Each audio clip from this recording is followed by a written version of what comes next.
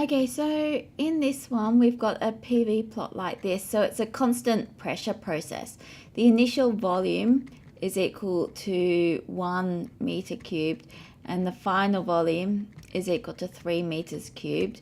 And the pressure is always equal to 3.00 times 10 to the 5 pascals, and we're told that N is equal to 40. And we need to work out what delta S is, and we know that the change in entropy is given by NCV times log of the final temperature over the initial temperature plus NR times log of the final volume over the initial volume.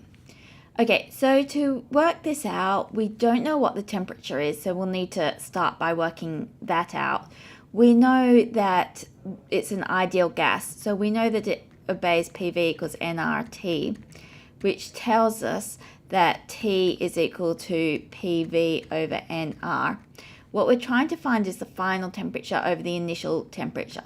So let's use this a little bit. We've got the final temperature over the initial temperature is equal to the final volume pressure times the final volume over nR over the initial pressure times the initial volume over nR.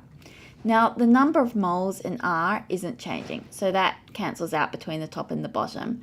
The pressure is also not changing, it's constant. So PF is equal to PI, so these cancel out. So we've got that the final temperature over the initial temperature is equal to the final volume over the initial volume, and we know that that's equal to 3 over 1, so 3. Okay, the other thing that we'll need to work out is CV, the specific heat at constant volume. We know that that's given by F over 2R, and in this case we're told that it's a monotonic gas, so F is equal to 3, so that's 3 over 2 times R.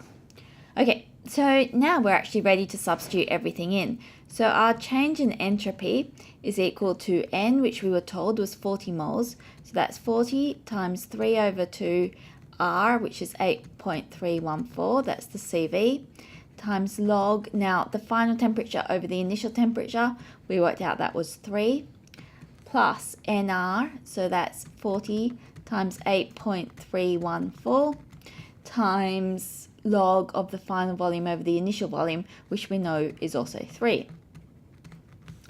And so now we can enter that into the calculator, and when we do that, we end up with 913 joules per Kelvin. In this case, we don't know if the moles is given to 1 or 2 sig fig. Let's assume 2. So we should probably write this as 910 joules per Kelvin as the change in entropy in this case.